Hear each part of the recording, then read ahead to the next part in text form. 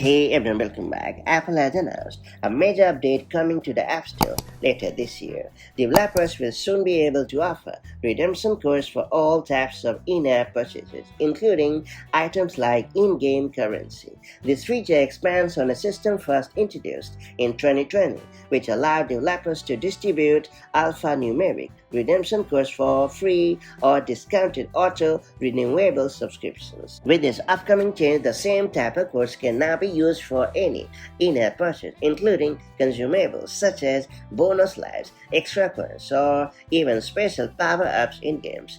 Apple confirmed that these codes can be distributed both digitally through email campaigns or physically at events. For instance, a game developer like Supercell could hand out cards with redemption codes for a free sack of gems in Clash of Clans during a fan convention or promotional event. This move gives developers more flexibility to market their apps, reward loyal users, or even promote special offers both online and in the real world.